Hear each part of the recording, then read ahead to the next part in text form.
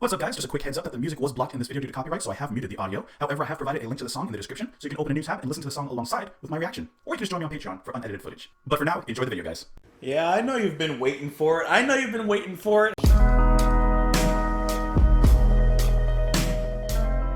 How you guys doing today? Welcome back. Welcome back. Thank you so much for coming on into the house, coming on into the room, sitting down or standing up and just taking a seat with me and listening to some good music. We are going to continue with our album listen of Jimi Hendrix, Jimi Hendrix Experience with Electric Ladyland. This time we are moving into side 3 as we finish sides 1 and 2 with the 3 tracks on this one. Rainy Day, Dream Away, 1983, A Merman I Should Be. Have you ever wanted to be a mermaid or a merman? I think that'd be kind of cool. But the not being able to walk on land thing.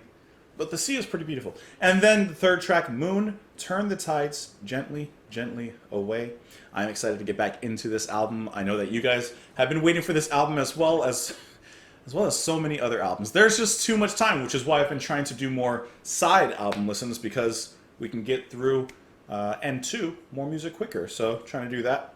But I already have side C loaded up here on the turntable, so we are pretty much ready to go. I may have to do some adjustments on the volume, but it should be pretty much just right. I put Iron Butterfly in the Gata Vita on just to like test the sound and everything like that, and it sounded like I got it pretty much right. So as long as no major dynamic shifts happen, we should be pretty much set to go. But yeah, that's kind of all I got to say right now. Let's go ahead and let it run through. I might stop it after Rainy Day before we get into the next 2 tracks. We'll see. Depends on if I have something to say. I'm sure I will, but you know. So let me go ahead and line that one up, get that started, get that set to go. I have the record cover here in my hand. I'm gonna shut myself up. Let the music speak for itself.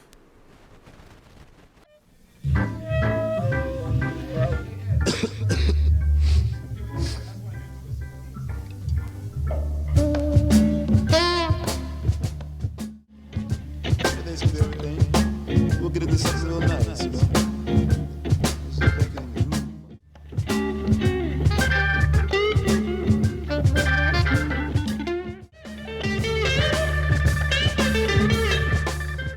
Well, I can see a bunch of wet preachers. Look at them on the run.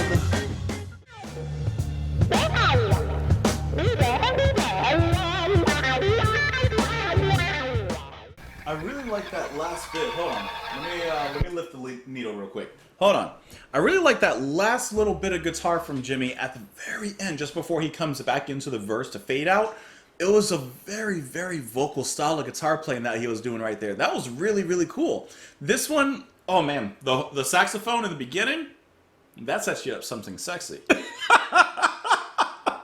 It was almost like they were going to go into a jazz movement, which was really cool. I like that direction that they took, at least for like a brief moment before they took a sharp exit, sharp left turn back onto the blues rock freeway. And listen, I'm here all day to ride in that. There's no traffic there to be had. It's just pure road, pure skies and horizon for the days ahead. That was great.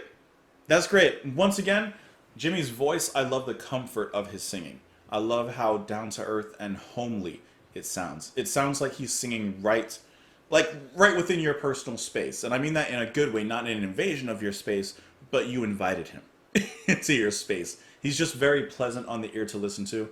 Like I said, those horns, hold on, those horns on this particular track, that's going to be Freddie Smith who's doing that here. And like I said, I just really like the entrance and the way that the music sways according to the horns there in the beginning. And then you have Mike Finnegan on organ. And then the drums are actually going to have Buddy Miles, which I'm going to pull up his Wikipedia really quick, because I don't think I've heard of him before. But Buddy Miles, a member of Jimi Hendrix's Band of Gypsies, looks like he's also played. Hold on, I'm pulling it up right now. With the California Raisins. I don't think I've ever heard of the California Raisins. He's also played with Muddy Waters, John McLaughlin, and Jeff Berlin. Never heard of Jeff Berlin. Kind of a cool name though. But yeah, either way, it was really nice. I mean, in this track, so you're basically getting not the members we've had before. So we're getting some features on here, as the kids would say. But I thought that was a nice little track. A nice, put that right there. I don't want to bounce to the vinyl there. But that was just a nice kind of set you up before we get into the epic of the next song, which is going to be, what, 13 minutes, I believe it was? I think it's about 13 minutes. And we'll let that one play and finish out this side of the album with the following track there as well. Let's go ahead and talk about these lyrics, though. As soon as I can pull them up. Hey, man, take a look out the window and see what's happening. Hey, man, it's raining outside. Oh, don't worry about that. Everything's going to be everything, okay? We'll get into something real nice, sit back and groove on a rainy day. Yeah, I see what you mean, brother. Lay back and groove. So let me tell you what I thought, or at least what I think is happening. Because of the very conversational manner of the first initial lyrics, honestly, I think that the band were just like smoking it up and hanging out and happened to look outside the window and say, hey, it's raining out there. Or maybe they had to go somewhere. And then he says, someone else said, don't worry about that. Everything's going to be everything. Everything's going to be good. Just sit back and groove on a rainy day. Hey, don't worry about going out. We'll just hang back. We'll just groove. And he says, you're right, man. We'll just hang back and groove. Rainy day, dream away. I'll let the sun take a holiday. Flowers bathing and see the children play. Lay back and groove on a rainy day. You may have things you got to do. You may have places you have to go. But listen, it's raining outside. Take a break. Take a day off. Why not? Well, I can see a bunch of wet creatures. Look at them on the run. The carnival traffic noise, it sings the tune splashing up. And even the ducks can groove, rain bathing in the park side pool.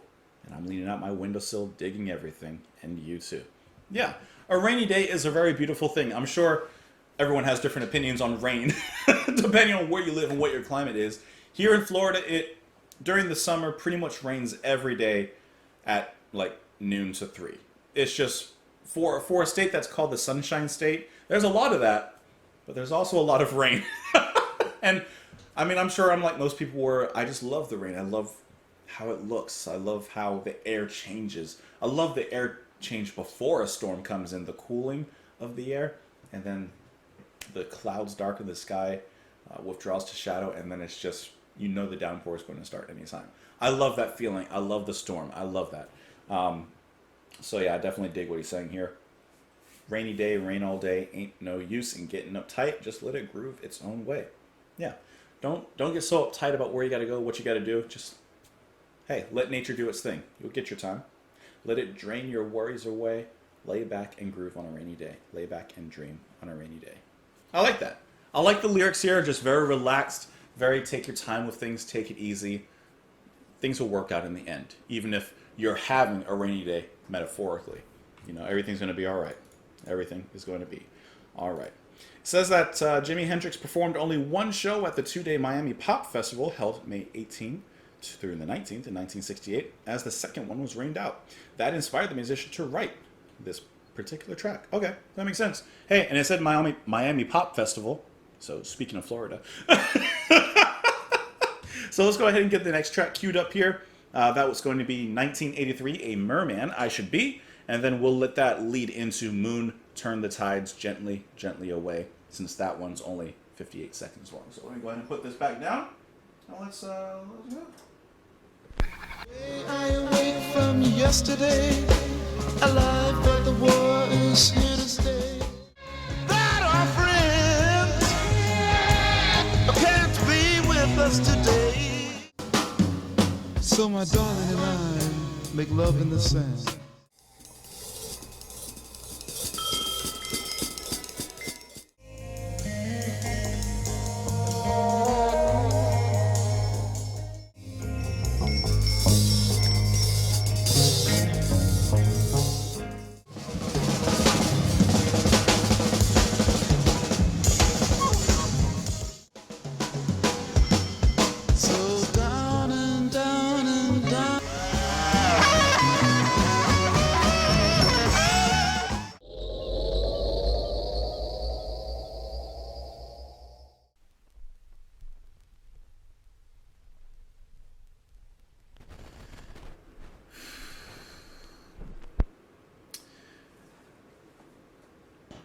$1983.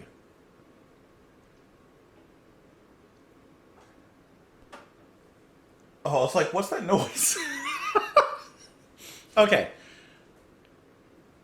Duh is perfect. Duh. I wonder if 1983 was an inspiration for Pink Floyd's Echoes. The adventurous nature of the music, obviously the ambient section. Let me talk about this whole thing first. I love 1983 from what I can gather of the lyrics. I think, like I said, I really just surface read it. We'll dive deeper into it, pun intended. I think he's basically seeing all the social injustice, war, different things that man causes unto themselves in the world, and says, I'd rather be in the sea. I'd rather be a merman in the sea. And so, in a sense, he goes down into the ocean. What I love, first of all, is just how melodic that main guitar line is throughout the music. It's so beautiful. It reminds me, and I wouldn't be surprised if Lenny Kravitz was influenced by Jimi Hendrix in some of the melodies. The way that we move into the ambient section, into that break, the same way that Pink Floyd does with Echoes, the way that they manipulate sound, the way that they play with texture and expectations, the way that they allow you to sync. Because as he, in the opening of the song, as he's describing what he sees on land and what he desires, it starts off like what we would expect with Mr. Hendrix. Also, I love the marching patterns from the drums because they make me think of war, which is just one of the things he wants to get away as well. 1983, we'll have to look at that specific year. But then when he says, let's go down, basically, from that point the music sinks away, and we are thrown into the depths. And at first, the noises and the sound that we hear is filled with uncertainty. It's filled with mystery, and it's filled with this sense of unpredictability. But then slowly, just like Echoes, abstract turns to form, and random motion turns to rhythm. I love the dancing on all of the cymbals as well, because to me, especially in a lot of ways, the cymbals remind me of the waves of the ocean. So I like how that picks up as we continue to float down into the depths of this symbolic ocean. I'm getting my words confused. At one point during the sinking, as I'm going to refer to it from now on, I even thought I heard some laughter. I'm probably wrong, but I thought I heard some laughter, which to me was kind of like we're finally getting to that point in this metaphorical ocean in which he found a new home. He was beginning to get used to it. So just work with me here, right? In the beginning, it's uncertainty. As you're floating down into the depths of the ocean, you're sinking down, rather. You're not floating down. But then there's that moment where perhaps you, in a way, find your Atlantis. You find your home. You find your peace. And from then, the music, while we're sinking down the depths, the music begins to pick up, begins to grab some more melodies, some more rhythms, and begins to become something more familiar to us, out of the uncanny valley and into a familiar place. That's really, really artful, the way that Jimi Hendrix and, of course, everyone else did that. And I heard some flute there, which I see was played by Chris Wood, which didn't feature a lot, but when it did, it was kind of perfectly placed. It was like the perfect pinch of salt in the music. Jimmy's bass playing, I thought, was also really nice, especially in the beginning and the end. I really like the patterns he came up with there. Just very rhythmic, according to the music. Like I said, that marching drum pattern reminded me of war, and perhaps one thing that he wanted to get away from. The return into the climax was so well played because it wasn't overplayed. It was the perfect comeback. It was the perfect climax. Like, there wasn't a huge flourish of drama surrounding it. As a matter of fact, it was kind of an understated kind of drop as we moved back into that last verse, which I thought was a really cool choice. Instead of being loud and bombast, it's noticeably serene, as if Jimmy has found that peace. I think that is so cool. All the different guitar techniques and, like I said, the manipulation that's happening, things that are way out of my depth. Things that I would not know. But all that's happening in the syncing is absolutely phenomenal. I really, really enjoyed that. I think that's I would even say that's, at this moment, the most adventurous track on the album. Voodoo Child is like that strong jam that is just infectious, addictive. It will never get old. But 1983, to me, is an adventure. We're going somewhere and we're taken somewhere. And a lot of good music will do that. Pick you up in one place but leave you somewhere completely different. Says that Hendrix first recorded a private demo of this track in a New York apartment in March 1968. It is a solo performance with guitar and vocals, that specific demo. The first experience recording of the song took place in 1968. Backing track completed at the record plant, involving Mitch Mitchell on drums, of which his solo was also really cool. To me, that was like the excitement of this new metaphorical home. And then Chris Wood of Traffic on the flute. The track features backwards guitar and flute parts, sounds of seagulls. Okay, maybe that's what I was hearing. Maybe the seagulls were what I thought was laughing. Manipulated by microphone feedback and a flexitone that makes a ringing bell sound. What the heck is a flexitone? I'm looking at a picture. Hold on. Looks like a metronome, kind of, or something. Okay, a flexitone. Never heard of it.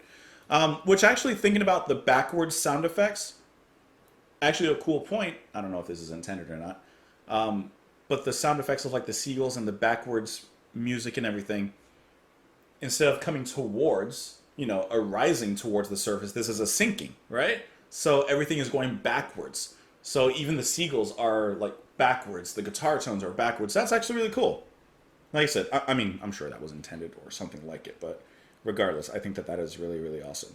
And then also in the beginning, just a minor point, but I really loved how perfectly impactful the drums on Mitch's drums were. I'm going to have to give that up probably to the engineering and mixing from Eddie Kramer and Gary Kellgren. I just really liked how impactful they were.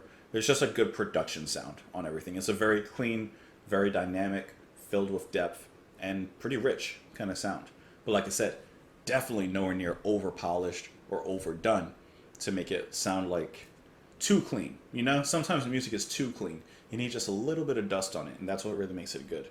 Let's get into these lyrics that I almost forgot about. I actually totally almost forgot to look at that. And then the ending song, or piece I should say, I guess, Moon, Turn the Tides Gently, Gently Away. That was just sound effects. I don't even know what to say about that. It's just sound effects, just a nice end to the side of the album. Let's do these lyrics. Hooray, I awake from yesterday, alive, but the war is here to stay. There you go, war. So my love, Katerina, and me decide to take our last walk through the noise of the sea. Not to die, but to be reborn, away from a life so battered and torn forever, forever. I like that, the imagery immediately that's set. I like how he says we're going towards the sea, not to die, but to be reborn, to find another life, another place.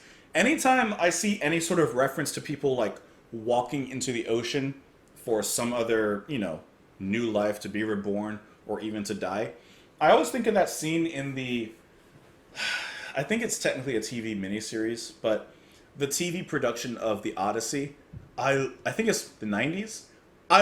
Listen, I love Greek mythology. I love The Odyssey. I love that film, miniseries, whatever it is. I used to watch that over and over and over and over again. And I think that I'm probably one of the few people in the world that actually downloaded the movie and ripped it into my Zune and watched it like over and over again in like high school and college. I just love that movie. I don't care what anyone says.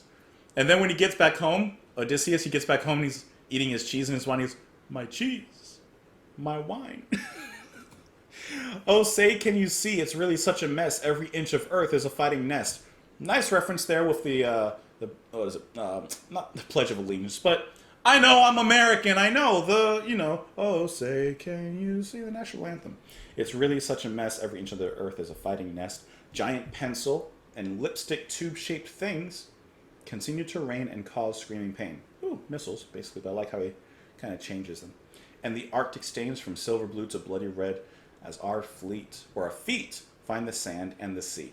They're straight ahead, straight ahead. Well, that's too bad. Our friends can't be with us today. That's too bad. The machine that we built would never save us. That's what they say. They also said it's impossible for man to live and breathe underwater forever, was their main complaint. And they also threw this in my face. They said, anyway, you know good and well it would be beyond the will of God and the grace of the King, yeah. So, he is, for lack of a better word, complaining and protesting all these issues, reasonably so. And everyone says, in a metaphorical sense, you can't live and breathe underwater forever. You can't escape this. You can get away for a little bit, but this is reality. He says, no, I'm changing my reality. So my darling and I make love in the sand to salute the last moment ever on dry land. You're not supposed to do that in the sand. No, I'm not going to explain that. Our machine has done its work, played its part well, without a scratch on our bodies, and we bid it farewell. Starfish and giant foams greet us with a smile. Before our heads go underwater, we take a last look at the killing noise of the out of style, Like, all this killing, all this stuff is out of style. Why are we still doing it? You know, in modern times, is there really a need? And I use the word need very loosely. But why is there warfare? Why are we all fighting each other? I know there's answers. It's like hypothetical. Go down and down and down. Down, down we go. Hurry, my darling, we mustn't be late for the show. Neptune champion games to an aqua world is so very dear. Right this way, smiles a mermaid. I can hear Atlantis full of cheer, full of cheer. And this is all when the music begins to come back. Like I said, that's like the sinking, but past the depths, past the unknowing, and to the known, to peace of mind and that serenity. I can hear Atlantis full of cheer. So there is someone down there already established, metaphorically, and you can join them. So don't listen to these landlubbers. You know, join the sea. Join those salty sea dogs. They know what they're talking about. And those Neptune champion games, probably kind of fire. Anyways, I think I've spoken enough. Hey, let me know what you guys thought of these 3 tracks, these 3 songs. Well, 2 songs, 1 piece. Let me know what you thought, though. I'd love to read your comments. I'd like to hear from you, your thoughts as well. You can leave those thoughts in the comments, like I just said. If you'd like, you can follow me on Twitter. And if you'd like, you can support the channel on Patreon. But otherwise, I hope that you enjoy the rest of your day. Oh, and yeah, I didn't talk about it, but I was shopping, and I use that term very loosely. I found this Jimi Hendrix shirt, and I was like, well, I have to buy it. We're literally listening to the album. Like, I have to. There's no choice. So, anyways, enjoy the rest of your day.